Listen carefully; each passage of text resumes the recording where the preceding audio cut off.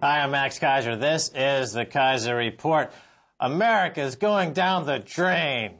Let's get all the details. Stacy Herbert.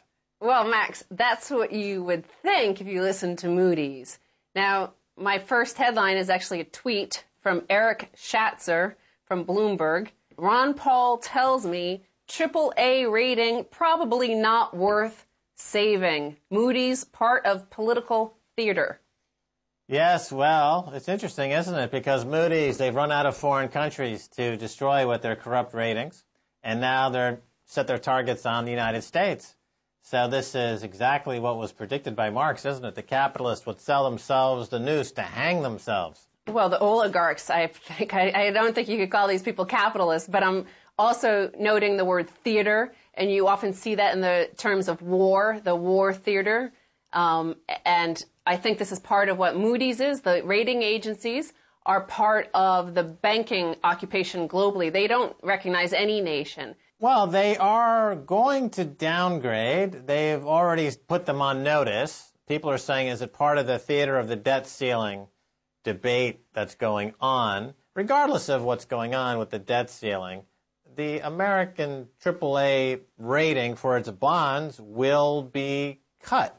Now, I have suggested that countries like Greece that are being attacked by Moody's should set up their own rating agency and return the favor by downgrading American debt first and thus reap the benefit of this. But for some reason, George Papandreou is financially illiterate and has no idea how to fight a financial war. Let's move back to the economic war theater. And Ron Paul, speaking of political theater, this is a video, and it's Ron Paul asking Ben Bernanke in Congress, interrogating him. Very quickly, if you could answer another question, because I'm curious about this. You know, the price of gold today is $1,580. The dollar during these last 3 years was devalued almost 50%. When you wake up in the morning, do you care about the price of gold? Well, I pay attention to the price of gold, but I think it reflects a lot of things. It reflects global uncertainties. I think the reason people hold gold is as a protection against what we call tail risk, really, really bad outcomes. And to the extent that the last few years have made people more worried about the potential of a major crisis, then they have gold as a protection. Do you think gold is money? No. Well, this is a fantastic video clip because it shows you, really, now, 40 years after the closure of the gold window, it took 40 years for wonks and policymakers and Fed chairmen to completely disassociate money from gold in their minds. And this is the root of the global problem, is that they think that their academic theories can solve problems of the global economy. And we heard this from Christine Lagarde recently. Her response to the European crisis is to simply create more debt. This is a typical response of a Bernanke or an academic who their job is to come up with formulas how to increase the debt load. And they have lost touch with the reality of gold. And what's going to happen is that the market itself will impose the reality by crashing the fiat currencies more than they've already been crashed. This is why we've got our price target of gold now set to $10,000.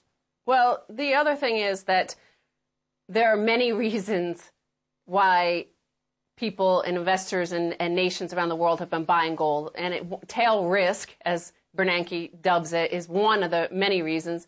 He is the primary reason I would say people are buying gold.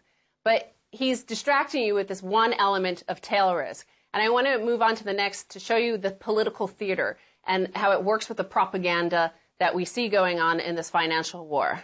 Talks. Inflation change could cut Social Security. You know, Obama and the Republican Party are hashing it out they've been hashing out how to fight this deficit. One of the options includes a new inflation measure for Social Security that could produce savings close to $200 billion through a combination of reduced benefits and higher taxes. The proposal would mean adopting a new inflation measure which would allow policymakers to gradually cut benefits and increase taxes in a way that might not be readily apparent to most Americans. It's called the Chained Consumer Price Index. Well, this is exactly what I'm talking about. In other words, when the formula doesn't support their misconception about why the economy is failing, they change the formula instead of simply looking at the evidence staring them straight in the face. Now, by adjusting the CPI again, and they do this every few years, Bernanke will look at the revised CPI and say, well, there's no inflation. And so he'll keep interest rates near zero, which of course means that speculators can borrow at rates near zero. And the thing that they buy with the money that they're borrowing at near zero, thanks to Bernanke, is food and energy.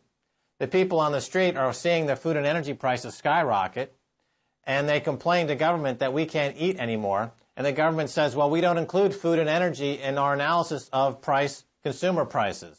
We took that out of the consumer price index. We only look at this new version of the CPI. You must be wrong. The fact that you're starving and can't afford gas is incorrect because our revised CPI model tells us that interest rates need to be near zero as a favor to the speculators. And it goes on and on and on. But this goes back to the importance of why gold and silver are skyrocketing. We've had many trolls out there saying that don't buy gold and silver. Those are in a bubble. Those are crazy. When the crazy guy is this guy, Ben Bernanke, and Obama and all of the politicians in America is part of the political theater. They pretend there's a red team and a blue team. They talk about cutting your taxes while at the same time they're noting here that low and middle income families will be hit the worst.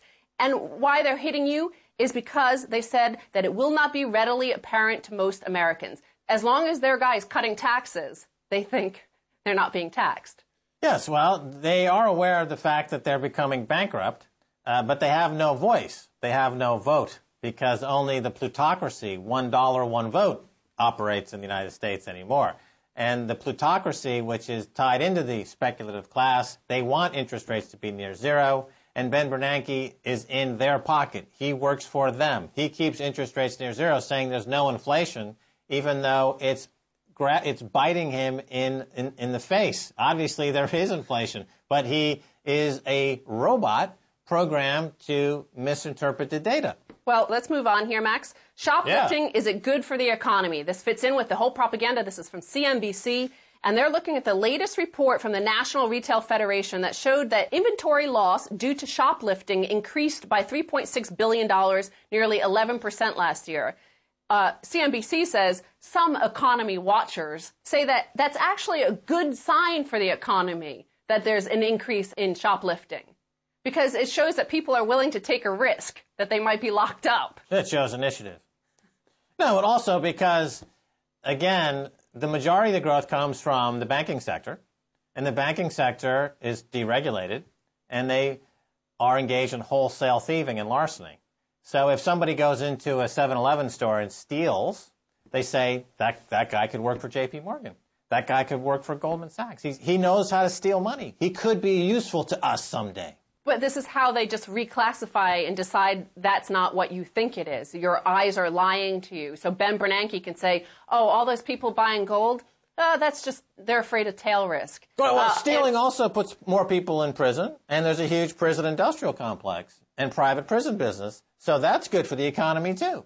Yes, and remember, George Bush tried to reclassify as manufacturing all the hamburger flippers in America. So they tried to paint their economy as looking like the biggest economy in the world. And it's becoming more and more obvious that that's a big fraud. It all comes back to, you could make the comparison to Roman coin clipping, where they clipped the coins, which created this massive inflation and the collapse of the Roman Empire.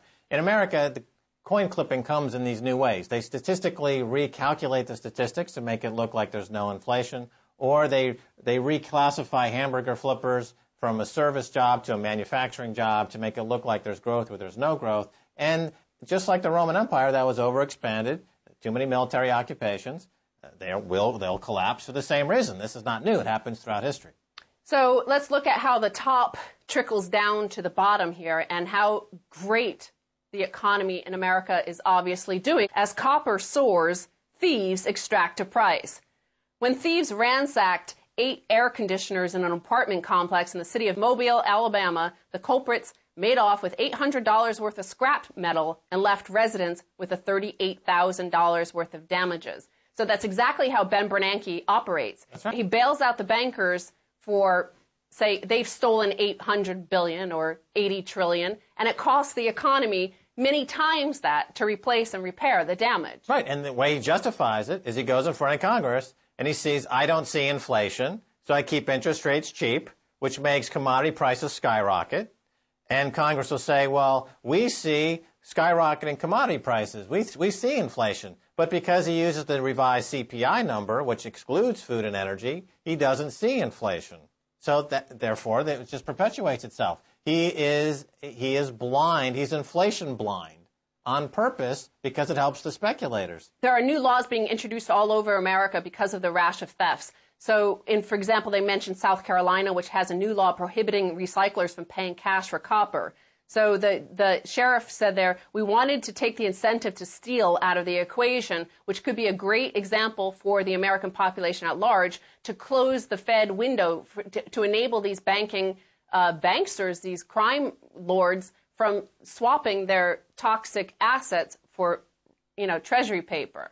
Right, but you see, they point to the hedge fund managers and the money managers and the banksters who have stolen all the money as being their heroes, as being the heroic Superman of the economy based on their super larceny. So there's no cultural shift away from praising the crooks on Wall Street. There's no heroes in American society. They only praise the crook. And so these crime lords look around them and they see the disaster in front of them, and then they rename everything to make it look good. And this is my final headline here, Max. UK needs rich to get richer, OBR finds. OBR is the Office for Budget Responsibility. And they say that although growing levels of income inequality have been identified by economists as one of the causes of the recent crisis, their analysis shows that government is more dependent than ever for the rich for tax revenues. So therefore, they should encourage the rich to get richer at the expense of the poor and the middle class. Well, again, statistically, they're using numbers to legitimize an argument that promotes serfdom and neo-feudalism. Obviously, they're going to be paying more in taxes as a percentage as more of the bottom 90% end up in prison. Okay? Clearly, if you have a serf population, then the taxes being paid will be concentrated in those people who are operating the prisons. So had this headline appeared 400 years ago in the feudalism gazette of Europe somewhere, it would make more sense. But to see it here in the year 2011 seems completely out of place. But it also goes very well with what Bernanke is saying about inflation and that there's no inflation, is in fact, this will result, the rich will get richer, the rich do get richer with inflation because they hold all the assets and they're protected, whereas the poor working for pennies on the dollar, you see across the world, they always end up decimated. Yeah, well, the joke's on the rich, however, because all of their wealth is tied into paper currencies and the U.S. dollar. Less than 1% of all the invested assets in the world are held in precious metals. And the joke is on them because as precious metals continue to skyrocket, they're the ones wearing the barrels, living in the poorhouses, while we lord over them. Stacy Herbert, thanks so much for being on the Keiser Report. Thank you, Max. Stay right there. Don't go away. Much more coming your way.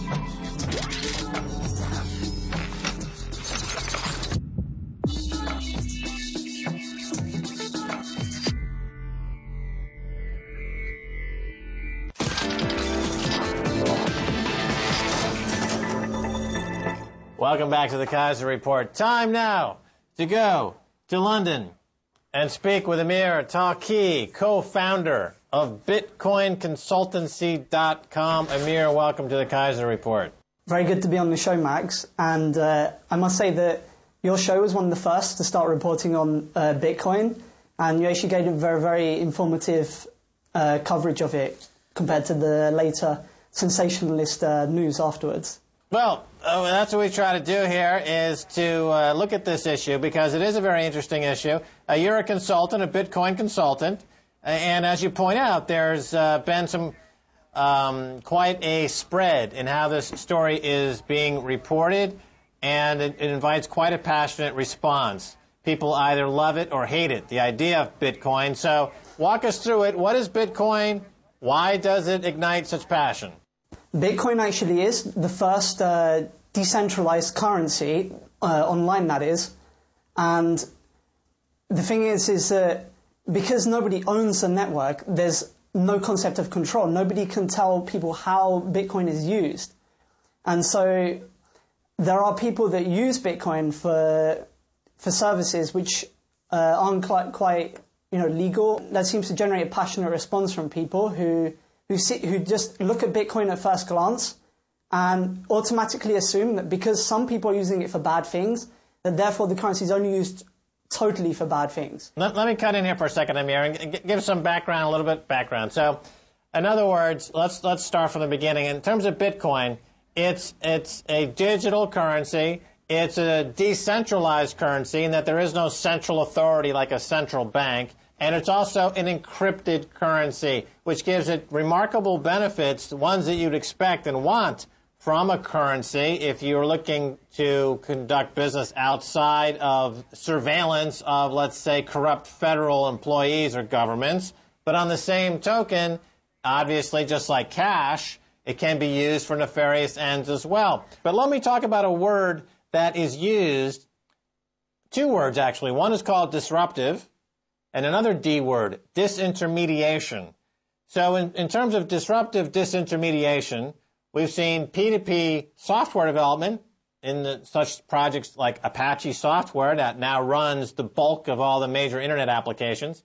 We've seen P2P music file swapping, which has totally transformed the music industry and gave birth to a whole new generation of music and technology. Some argue there's pros and cons there. But this is to apply the P2P idea applied to money, applied to currency.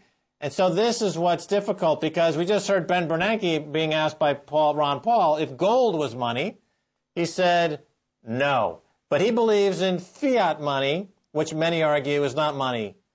So where does BitCurrency fall into that spread? Is it more like gold, or is it more like a dollar, a fiat currency? If you look around you, you see there's a lot of people actually saying a lot of things about what Bitcoin is or Bitcoin isn't. But we've actually spoken, our group, the Bitcoin Consultancy, to various lawyers, and they actually say that they don't know what it's going to be classified as. And that's the intelligent answer to give. It's kind of looking now that it might be classed as a commodity, kind of like what's happening with gold. Gold isn't actually, you have all the gold businesses in the UK, they aren't actually regulated.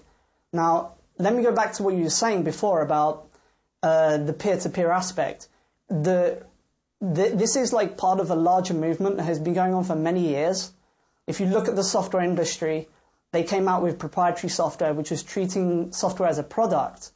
And there's been a movement of people on the internet, shall we say, building their own economy, their own structures and ways of governing. And one of these products was Linux, which as far as I'm concerned is a rock star in the computing world. You can find it on mobile phones, servers, embedded devices. It's everywhere. And ever since then, there's been continually more and more things coming out of this movement. So, for instance, WikiLeaks is one thing, and BitTorrent, as you were saying, is another.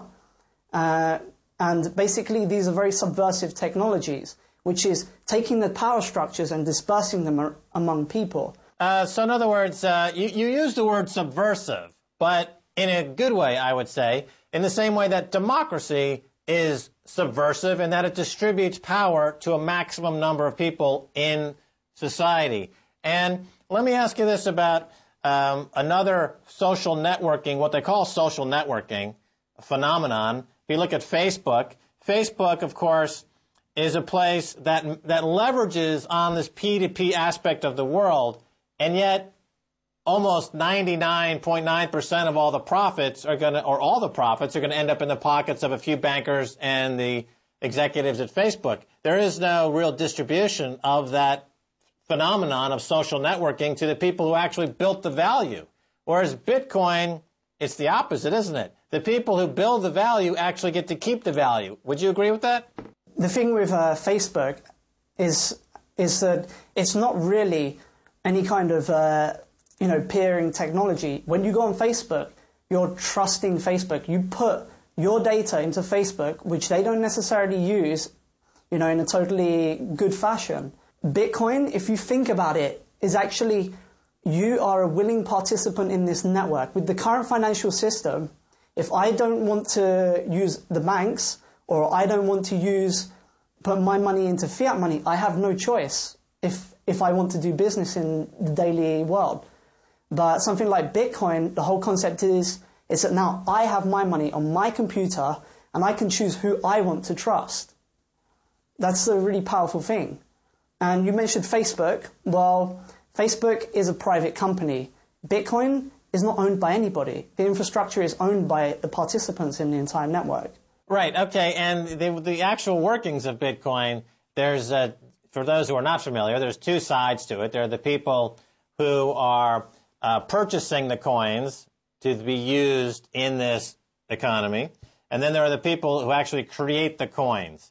And the people who purchase the coins, they essentially, it's like any other currency transaction. They put in their currency and they get bitcoins, which they can then use for transactions. On the creation side of the coin, however, this is something that is beyond the scope of this program to explain. But the point is that many argue that it is purely digital and it could disappear in a heartbeat. And we had a crash recently on one of the exchanges of Bitcoin, had nothing to do with Bitcoin itself, but on one of the recent exchanges. How robust is Bitcoin? This exchange was one private exchange called Mt. Gox. You have the money, which is Bitcoin, which is separate from the exchanges. So what happened is one exchange was very negligent and they got hacked into, and someone stole a load of Bitcoins and suddenly flooded the market with them, driving the price on that exchange down to zero. Now, our group runs the UK exchange, which is Bitcoin, and during that crash, we saw relatively very little change in the price of Bitcoin to GBP. The thing about the exchanges is that anybody can set up an exchange. All you need to open an exchange is a bank account. That's one of the really cool advantages of Bitcoin, is it's truly international. There is no concept of borders in this currency. Due to the nature of it being completely decentralized, there's a lot of competition in this network. And this competition actually drives the overhead of the currency right down to what it is. As the hashing power of the network rises, the overhead drops due to the competition from the people. So one of the things that we've seen is that this power of the network has been exponentially rising. It's more powerful than any supercomputer in the world right now. So finally, we've got about a minute left. I just want to return to something you said earlier, which I think is very important. When I asked you to compare it, is it closer to a fiat dollar or a gold? And you were saying that, well, we're swinging toward this idea that it's more like gold. And this, I think, is conceptually very difficult for people to wrap their minds around, because it sounds like the antithesis of gold. However, it is like gold in that it's anonymous, it's a limited supply, it's highly valued, and it's decentralized, and it has really gold-like properties. Which can you expand on that just a little bit more before we have to go?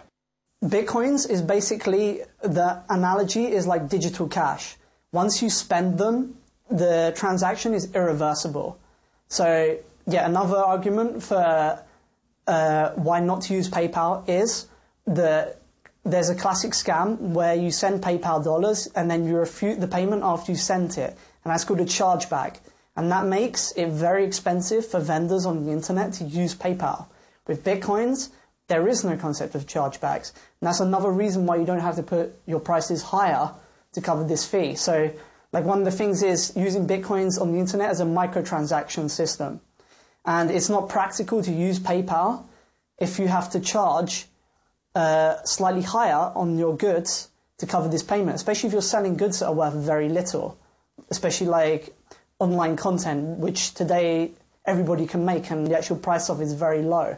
Right. Then this is why digital content producers on the web, obviously, as we go toward micropayments, are looking at Bitcoin, and this is further disintermediation away from the entrenched content providers who are also wed to the outdated copyright model. So this is really a two-fisted punch in the face to the entrenched oligopoly in the finance and content creation industry. I take it then also, if you compare it to Zynga, or Facebook credits, the comparison would be that on Facebook, the number of credits or Zynga dollars that can be created is infinite, whereas on a Bitcoin, it's finite.